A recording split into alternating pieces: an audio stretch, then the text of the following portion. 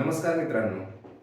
मागच्या लेक्चरमध्ये आपण ग्रॅव्हिटेशन आणि ग्रॅव्हिटेशनचं फर्स्ट लेक्चर डिस्कस केलं होतं, ज्यामध्ये आपण न्यूटन्स लॉ ऑफ ग्रॅव्हिटेशन काय आहे, ॲक्सेलरेशन ड्यू टू ग्रॅव्हिटी काय आहे आणि न्यूटननं ज्या ग्रॅव्हिटीबद्दल सांगितलेलं आहे त्या ग्रॅव्हिटीबद्दल आपण मागच्या लेक्चरमध्ये चर्चा केलेली आहे. आजच्या लेक्चरमध्ये परत आज आपण ॲक्सेलरेशन ड्यू टू ग्रॅव्हिटी पासून परत सुरुवात करणार आहोत. मग लास्ट लेक्चर मध्ये आपण ऍक्सेलरेशन ड्यू टू ग्रॅव्हिटी साठी असं काही एक इक्वेशन पाहिलं होतं बघा. ऍक्सेलरेशन ड्यू टू काय मित्रांनो, gravity. Acceleration due to gravity ज्याचं नोटेशन आहे स्मॉल जी. नोटेशन काय आहे, स्मॉल जी. आणि आपण असं पाहिलं होतं की सपोज दिस इज अर्थ. हा अर्थचा काय आहे, सेंटर.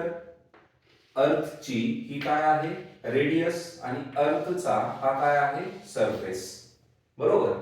अर्थचं मास आपण कन्सिडर केलं होतं कॅपिटल एम. अर्थच्या सरफेस वरती एक ऑब्जेक्ट आहे, एक पदार्थ आहे. त्या पदार्थाचं मास आहे small M. Small M is the mass of object. Mass of काय मित्रांनो, ऑब्जेक्ट. कॅपिटल एम काय आहे, mass of earth.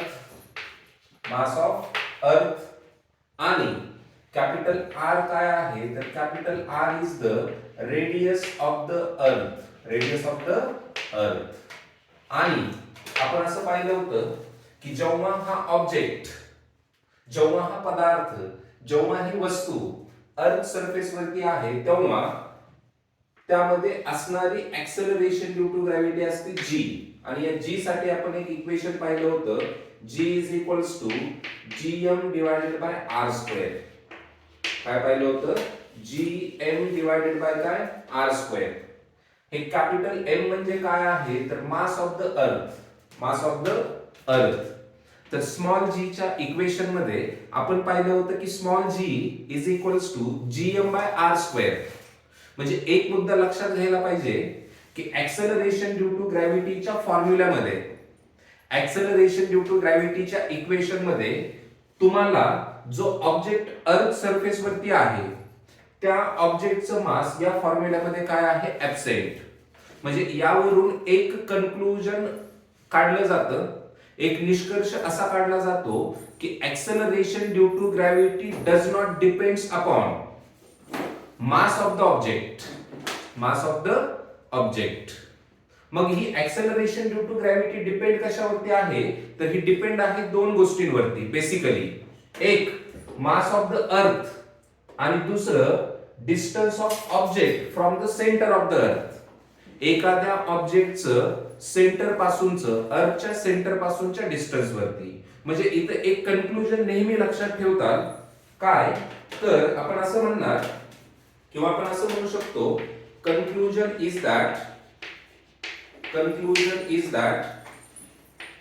Acceleration due to gravity. काय मित्रांनो, acceleration due to what, gravity does not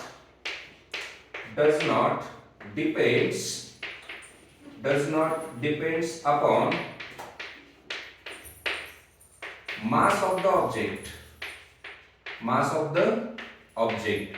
वस्तूच्या मास वरती. आता याच्यानंतर आपण पुढे पाहणार आहे मास म्हणजे काय, वेट म्हणजे काय वगैरे. तर ऍक्सेलरेशन ड्यू टू ग्रॅव्हिटी या सबस्टन्सच्या मास वरती काय नसते, डिपेंड नसते. But it depends upon first mass of the planet किंवा मास ऑफ द अर्थ. आणि अर्थ काय आहे, तर अर्थ आहे प्लॅनेट. अर्थ काय आहे मित्रांनो, प्लॅनेट. आणि सेकंड ही डिपेंड आहे distance of object. Distance of काय, object from center of the earth म्हणजे या ठिकाणी आपण म्हणू शकतो radius of the earth, centre of earth in bracket capital R. मुद्दा लक्षात येतोय. ऍक्सेलरेशन ड्यू टू ग्रॅव्हिटी कशावरती डिपेंड असते, तर ज्या प्लॅनेट वरती आपण ती मेजर करतो त्या प्लॅनेटच्या मास वरती. म्हणजे एखादा कुठलाही ऑब्जेक्ट जेव्हा अर्थच्या सेंटरकडे, अर्थच्या सरफेस कडे अट्रॅक्ट होतो, तर तेव्हा ऍक्सेलरेशन ड्यू टू ग्रॅव्हिटी ही त्या सबस्टन्सच्या मास वरती डिपेंड नसते, ती डिपेंड असते ज्याकडे तो सबस्टन्स अट्रॅक्ट होतोय त्याच्या मास वरती. मग याच्यानंतर आपल्याला डिस्कस करायचं आहे की ऍक्सेलरेशन ड्यू टू ग्रॅव्हिटी सर्वत्र सारखी असते का, सगळीकडे सारखी असते का. म्हणजे जर आपण अर्थ सरफेस पासून उंचीवरती गेलो, काही हाईट वर गेलो, तर ऍक्सेलरेशन ड्यू टू ग्रॅव्हिटी मध्ये काही फरक पडतो का, काही चेंजेस होतात का. आपण अर्थ सरफेस सोडून आपण सेंटरकडे जाण्याचा प्रयत्न केला, जी मध्ये काही चेंजेस होतात का. आपण समजा पोल वरनं इक्वेटरकडे किंवा इक्वेटरकडनं पोलकडे आलो, तर जी मध्ये काही चेंजेस होतात का. याबद्दल आपल्याला चर्चा करायची. म्हणजे नंतरचा मुद्दा असा आहे मित्रांनो की आपण डिस्कस काय करणार आहोत, तर आपण डिस्कस करणार आहोत, लक्ष द्या इकडे, डिस्कस करणार आहोत काय, व्हेरिएशन इन, काय मित्रांनो, variation in acceleration due to gravity, acceleration due to gravity. मग त्यामध्ये पहिला मुद्दा पाहणार आहे या ठिकाणी फर्स्ट जो आपण मुद्दा पाहणार आहे की ऍक्सेलरेशन ड्यू टू ग्रॅव्हिटी मध्ये व्हेरिएशन आहे का. व्हेरिएशन आहे का म्हणजे ऍक्सेलरेशन ड्यू टू ग्रॅव्हिटी मध्ये काही चेंज होतो का. आणि हा आपण चेंज पाहणार आहे 3 वेगवेगळ्या गोष्टींचा विचार करून. त्यामध्ये फर्स्ट मुद्दा आहे change in acceleration due to gravity किंवा variation in acceleration due to gravity, variation in acceleration due to gravity at altitude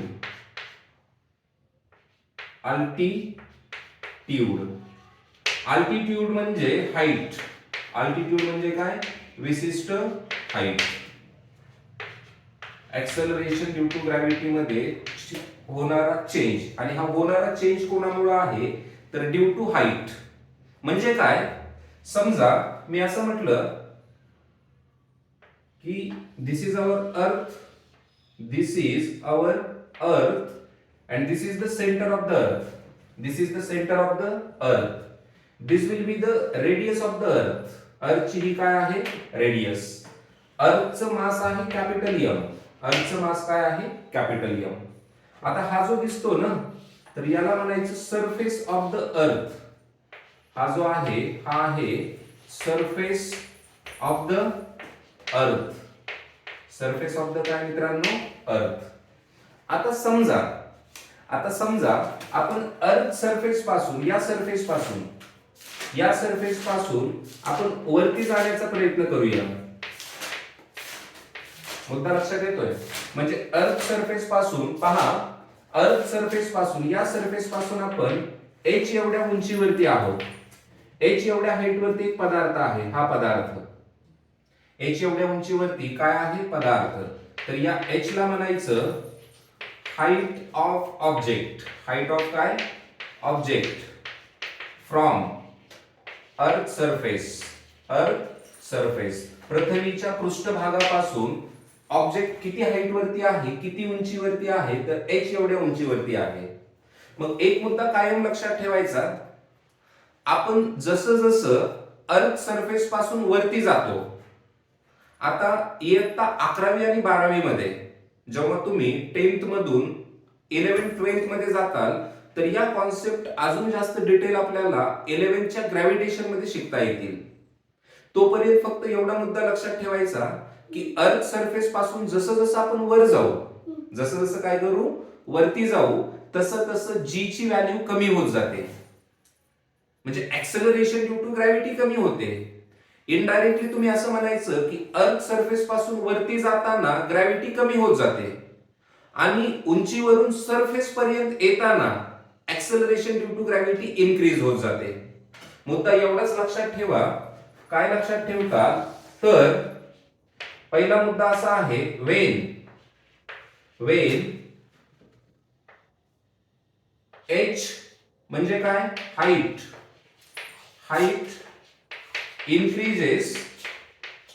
increases किंवा आपण असंही म्हणू शकतो डिस्टन्स हाईट म्हणजे डिस्टन्स, पण हे डिस्टन्स कुठपासून, डिस्टन्स फ्रॉम सेंटर ऑफ काय, अर्थ. वेन हाईट किंवा distance from centre of the earth, centre पासून जर हे डिस्टन्स इन्क्रीज होत गेलं, जर सेंटर पासून डिस्टन्स काय होत गेलं, इन्क्रीज होत गेलं, तर जी म्हणजे ऍक्सेलरेशन ड्यू टू ग्रॅव्हिटी,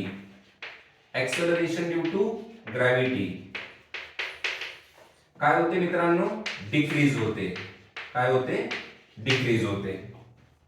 आणि याच्या उलट लक्षात ठेवा, ठराविक हाईट वरनं आपण जर डाऊनवर्ड येत असतो, कोणाकडे येत असतो, अर्थच्या सरफेस कडे, तर त्या केस मध्ये एच कमी होत जातो. म्हणजे एच जर डिक्रीज होत असेल, एच काय होत असेल, डिक्रीज होत असेल, तर जी काय होतो, इन्क्रीज होतो. म्हणजे मुद्दा फक्त एवढाच लक्षात ठेवा की अर्थ सरफेस पासून वर जाताना जी ची व्हॅल्यू कमी होत जाते आणि हाईट वरनं अर्थ सरफेस कडे येताना ऍक्सेलरेशन ड्यू टू ग्रॅव्हिटी काय होते, इन्क्रीज होत जाते. मुद्दा लक्षात येतोय. सपोज मी जर तुम्हाला असं म्हटलं, की सपोज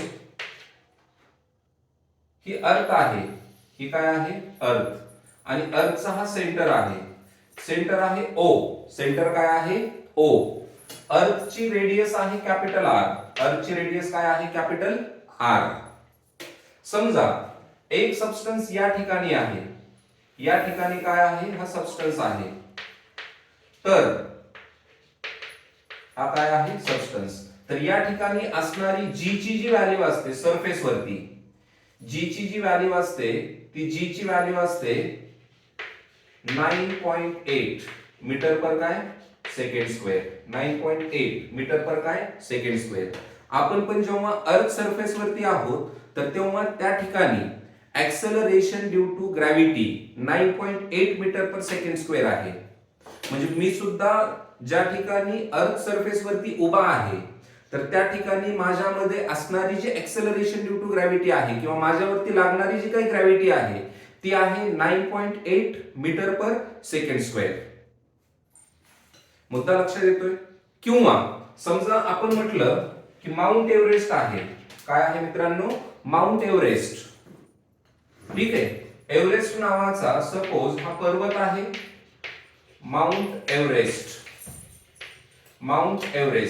हा माउंट एव्हरेस्ट आहे सपोज, हा काय आहे, माउंट एव्हरेस्ट. हा आहे अर्थ सरफेस पासून अशा काही उंचीवरती, ही आहे उंची. या माउंट एव्हरेस्टची काय आहे, हाईट. आणि लक्षात ठेवा, माउंट एव्हरेस्टची हाईट आहे जवळपास 8.8 किलोमीटरच्या आसपास.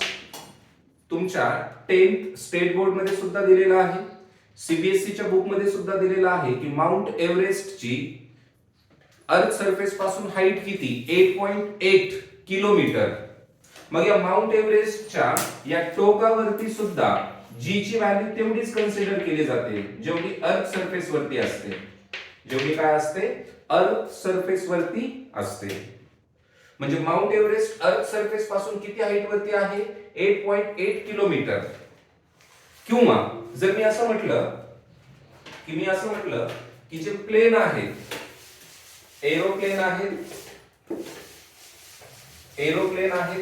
एरोप्लेन हा अर्थ सरफेस पासून किती हाईट वरती फ्लाय करतात, किती हाईट वरती असतात.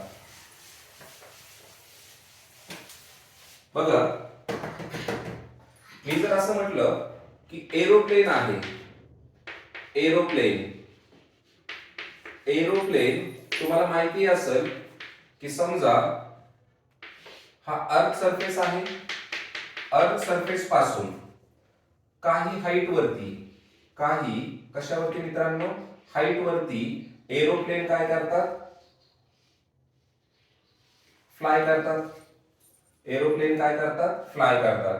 तर किती हाईट वरती फ्लाय करतात? तर ते 10 ते 12 किलोमीटर एवढ्या उंचीवरती असतात.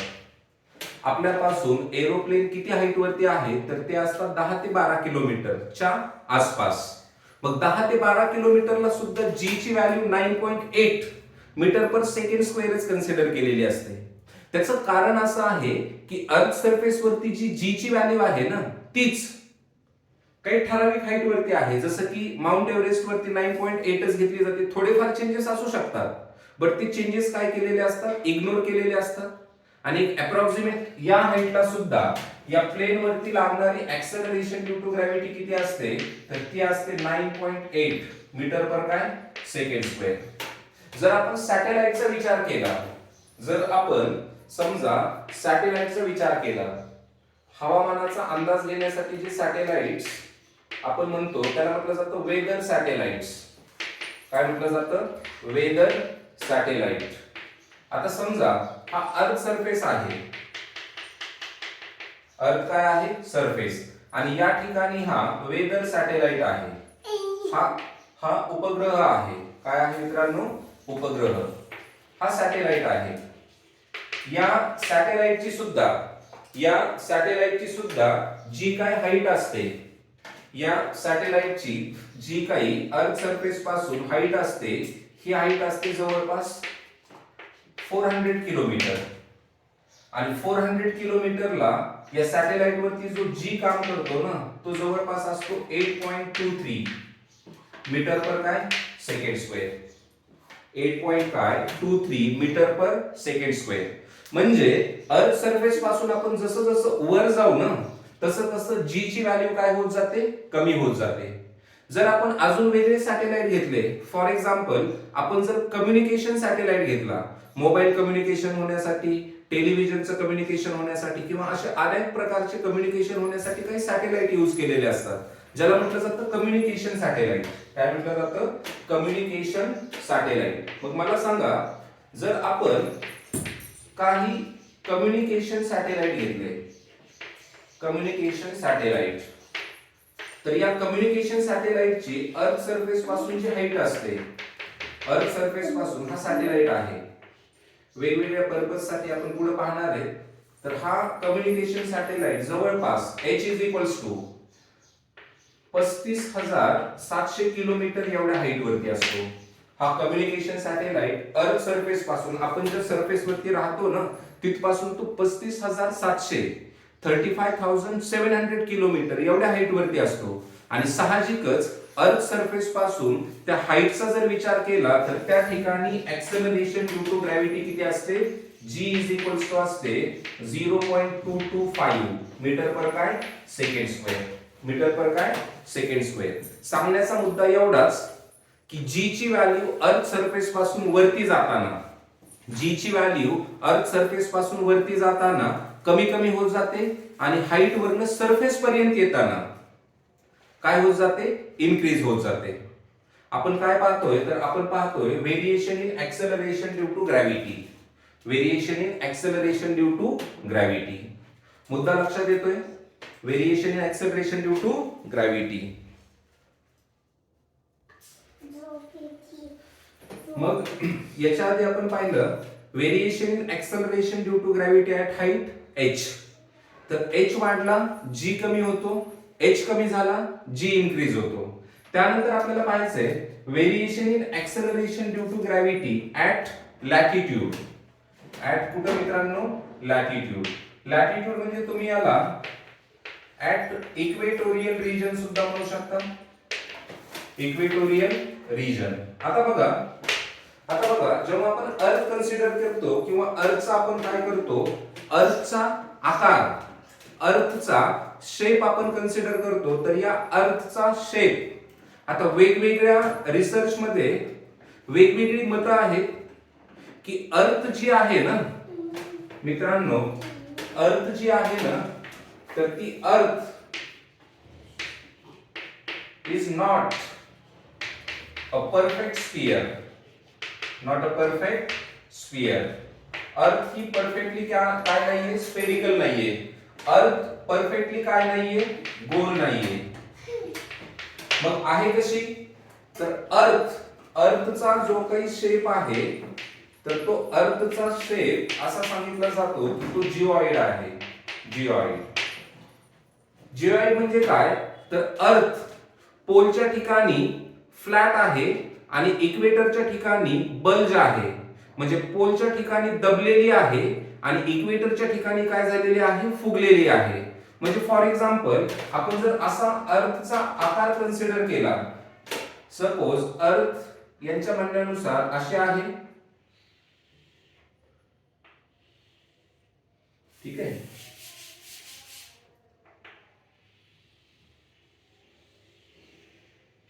अशी आहे थोडक्यात, ठीक आहे. समजा हा आहे अर्थचा नॉर्थ पोल, हा आहे साऊथ पोल. या साईडला आपण कन्सिडर करत असतो ईस्ट, या साईडला कन्सिडर करत असतो वेस्ट. आणि ही 0 डिग्री मधनं जी लाईन पास होते, या लाईनला म्हटलं जातं इक्वेटर. काय म्हटलं जातं, इक्वेटर. ठीक आहे. आता बघा, जर आपण पाहायला गेलो तर ही अर्थची रेडियस आहे, ही सुद्धा अर्थची रेडियसच कन्सिडर केली जाते. ही आपण कन्सिडर करूया, अर्थची रेडियस आहे RE आणि ही आहे RP. म्हणजे RP म्हणजे काय, तर रेडियस ऍट पोलार रिजन, आणि ही आहे RE, radius at equatorial region. कुठल्या रिजन मध्ये आहे मित्रांनो, इक्वेटोरियल रिजन मध्ये आहे. बरोबर. आता याच्यावरून एक गोष्ट लक्षात येते, पोलच्या ठिकाणी रेडियस थोडी छोटी आहे. पोलच्या ठिकाणी रेडियस काय आहे, छोटी आहे, आणि इक्वेटरच्या ठिकाणी रेडियस काय आहे, जास्त आहे. म्हणजे मी असं म्हणू शकतो RP is less than RE. पण यांच्यामध्ये जो डिफरन्स असतो ना, तो डिफरन्स काय जास्त मोठा नसतो, छोटा असतो. पण असं म्हटलं जातं की पोलार रिजन मध्ये रेडियस छोटी आहे आणि अर्थ इक्वेटोरियल रिजन मध्ये बल्ज असल्यामुळं, फुगल्यामुळं त्या ठिकाणी रेडियस कशी आहे, जास्त. मग आता आपण एक गोष्ट पाहिलेली आहे पहा, G is equals to, basically आपण पाहिलेलं आहे G इज इक्वल्स टू, काय पाहिलेलं मित्रांनो, G इज इक्वल्स टू आपण पाहिलेले GM बाय काय, R स्क्वेअर. GM बाय काय, R स्क्वेअर. आता या ठिकाणी जर पाहिलं ना, तर हा G आणि हा R या दोघांमध्ये जे रिलेशन आहे, ते रिलेशन आहे इनवर्स. म्हणजे या ठिकाणी काय आहे, तर हा G आणि M जर आपण कॉन्स्टंट कन्सिडर केला, G आणि M आपण काय कन्सिडर केला मित्रांनो, कॉन्स्टंट, तर G is inversely proportional to R square असतो. G is inversely proportional to काय असतो, R स्क्वेअर. याचा अर्थ काय, तर जर R इन्क्रीज होत असेल, R काय होत असेल, इन्क्रीज, तर त्या ठिकाणी G काय होतो, डिक्रीज. R इन्क्रीजेस म्हणजे ज्या ठिकाणी रेडियस जास्त असेल ना, त्या ठिकाणी G ची व्हॅल्यू कमी असेल, आणि ज्या ठिकाणी रेडियस कमी असेल ना, त्या ठिकाणी G ची व्हॅल्यू जास्त असेल. मुद्दा लक्षात येतोय का? G त्या ठिकाणी जास्त ज्या ठिकाणी R कमी, आणि त्या ठिकाणी कमी ज्या ठिकाणी R जास्त. म्हणजे आपण असं म्हणू शकतो, R ज्या ठिकाणी कमी, त्या ठिकाणी G काय, जास्त. आता मला तुम्हीच सांगा की अर्थ सरफेस वरती R कमी कुठं आहे, पोलला, जास्त कुठं आहे, इक्वेटरला. मग पोलला R कमी, G जास्त, आणि इक्वेटरला R जास्त, G कमी. म्हणजे काय, तर आपण असं म्हणू शकतो, at poles R is less and G is maximum. And at equator R is more and G is less. G is काय मित्रांनो, लेस. मुद्दा लक्षात येतोय का? अर्थ पोलच्या ठिकाणी फ्लॅट आहे, इक्वेटरच्या ठिकाणी बल्ज आहे, त्यामुळं त्या ठिकाणी असणारे G मध्ये व्हेरिएशन असतात. म्हणजे काय होईल पहा, जर आपण पोल कडून व्यवस्थित पहा, पोल कडून आपण इक्वेटर कडे जाताना, पोल कडून इक्वेटर कडे जाताना आर इन्क्रीज होत जातो. बघा इथं आर कमी आहे, इथं थोडा जास्त आहे, इथं अजून जास्त आहे, इथं जास्त आहे, इथं जास्त आहे. म्हणजे एन कडून ई कडे जाताना, सॉरी पोल कडून इक्वेटर कडे जाताना आर इन्क्रीज होतो. व्यवस्थित आहे का? पोल कडून इक्वेटर कडे जाताना आर इन्क्रीज होतो म्हणजेच जी डिक्रीज होतो. काय मला सांगायचं आहे किंवा आपल्याला काय नेक्स्ट स्टेटमेंट लक्षात ठेवायचंय, पोल कडनं इक्वेटर कडे जाताना, पोल कडून इक्वेटर कडे जाताना, पोल कडनं इक्वेटर कडे जाताना आर काय होतो मित्रांनो? इन्क्रीज होतो. आर काय होतो? इन्क्रीज. आणि आपल्याला माहिती आहे ज्या ठिकाणी आर इन्क्रीज होतो तसा जी काय होतो? डिक्रीज. म्हणजे जी काय होतो? डिक्रीज. बघा खूप इंटरेस्टिंग आहे. पोल कडनं इक्वेटर कडे जाताना, पोल कडनं इक्वेटर कडे जाताना आर इन्क्रीज होतो, जी डिक्रीज होतो. आणि याच्या उलट इक्वेटर कडनं पोल कडे जाताना, इक्वेटर कडनं पोल कडे जाताना आर काय होत जातो? कमी कमी. हा जास्त आर आहे, हा छोटा आहे, हा छोटा आहे, हा छोटा आहे, हा छोटा आहे, हा छोटा आहे आणि हा सर्वात छोटा आहे. म्हणजे इक्वेटर कडनं पोल कडे येताना, इक्वेटर कडनं कुठे येताना मित्रांनो? इक्वेटर टू पोल येताना आर काय होत जातो? डिक्रीज. आर काय होत जातो? डिक्रीज. आणि जी काय होत जातो? इन्क्रीज. अतिशय महत्वाचा आहे. तुमच्या खूप छान छान फीडबॅक सुद्धा आहेत. मागच्या लेक्चर मध्ये जे आपण वर्कशीट वगैरे तुम्हाला सॉल्विंग साठी दिल्या होत्या त्या वर्कशीट सुद्धा बऱ्याचशा लोकांनी सॉल्व्ह करून मला पाठवलेले सुद्धा आहेत. ठीक आहे. तर याच्यानंतरची वर्कशीट आजच्या लेक्चर वरती असेल आर डिक्रीजेस, जी इन्क्रीजेस. ठीक आहे. तर हे झालं दुसरं, second variation in g. Variation in g at latitude म्हणजे pole to equator, equator to pole जाताना होतं काय. आणि थर्ड व्हेरिएशन आहे जेव्हा आपण अर्थ सरफेसला तोडून अर्थच्या सेंटर कडे जातो. अर्थच्या कुठे जातो? सेंटर कडे. म्हणजे थर्ड आहे variation of g at depth. Depth म्हणजे जेव्हा अर्थच्या सेंटर कडे जातो आपण, अर्थच्या कुठे जातो? सेंटर कडे. तर मुद्दा लक्षात घ्या, सपोज ही आहे अर्थ, ही काय आहे? अर्थ. अर्थचा हा काय आहे? सेंटर. अर्थची ही काय आहे? रेडियस. अर्थचा हा काय आहे? सरफेस. अगदी बरोबर. अर्थचा हा काय आहे? सरफेस. बरोबर. मग आपण या ठिकाणी जेव्हा एखादा पदार्थ आहे तर तेव्हा जी ची व्हॅल्यू असते GM by r square. GM by काय? R square. GM by r square. आणि दुसरा मुद्दा, जसं जसं आपण काय करतो खाली अर्थ सरफेसला काय करतो, अर्थ सरफेसला कट करत खाली जातो. समजा आपण अर्थ सरफेस पासून डी एवढ्या डिस्टन्स वरती आलो तर या ठिकाणी असणारी ऍक्सेलरेशन ड्यू टू ग्रॅव्हिटी असते समजा जीडी. काय असते? GD. GD is the acceleration due to gravity at depth. At काय? डेप्थ. आणि एक मुद्दा फक्त एवढा लक्षात ठेवा, 11th-12th मध्ये याच्या डेरिव्हेशन सह तुम्हाला खूप साऱ्या कॉन्सेप्ट डेप्थ मध्ये काय करायच्या आहेत, पाहायच्या आहेत. भविष्यात तुम्ही जेव्हा सायन्सला नीट, जेई किंवा सीईटी वगैरे एक्झामची तयारी करता तर तेव्हा हा ग्रॅव्हिटेशन या डेप्थ साठी सुद्धा काय आहे, खूप जास्त डेप्थ मध्ये घेतलेला आहे. तर इथं फक्त एवढंच लक्षात ठेवा, जसं जसं आपण अर्थ सरफेस पासून काय करतो, इनसाइड जातो, तसं तसं ऍक्सेलरेशन ड्यू टू ग्रॅव्हिटी कमी होत जाते. मुद्दा लक्षात येतोय का? म्हणजे काय बघा, म्हणजे काय, g decreases when depth increases. Depth increases. ठीक आहे.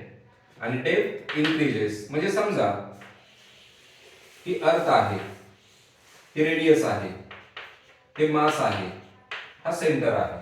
या ठिकाणी जी ची व्हॅल्यू सगळ्यात जास्त असते. जी मॅक्सिमम कुठं असतो तर सरफेस वरती. लक्षात ठेवा, जी मॅक्सिमम कुठं असतो तर अर्थच्या सरफेस वरती. बरोबर. मग समजा जर आपण इथं आलो तर इथला जो जी आहे तो G1 आहे. काय आहे G1 आणि G1 is less than G max.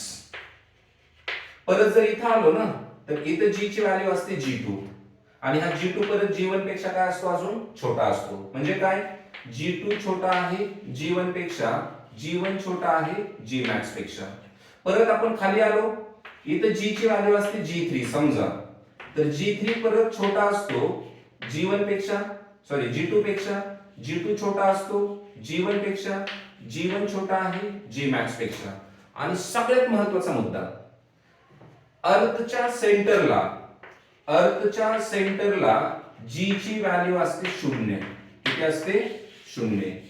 G at centre काय असते 0 असते. ऍक्सेलरेशन ड्यू टू ग्रॅव्हिटी अर्थच्या सेंटरला काय असते 0. जर क्वेश्चन असेल एक्झाम मध्ये की ऍक्सेलरेशन ड्यू टू ग्रॅव्हिटी कुठे 0 असते, तर ऑप्शन्स असतील on the earth surface, at the equator किंवा at the centre of the earth. तर त्याचं करेक्ट आन्सर आहे सेंटर ऑफ द अर्थ. तर मित्रांनो या लेक्चर नंबर 2 मध्ये आज आपण इथंच थांबूया. नेक्स्ट लेक्चर साठी, नेक्स्ट व्हिडिओ साठी आपण लवकरच भेटूया. या लेक्चर वरतीच्या जे काही पॉसिबल क्वेश्चन्स बनू शकतात ते पॉसिबल क्वेश्चन्स लवकरच तुम्हाला मिळून जातील. आज आपण इथंच थांबूया. Thank you and have a nice day.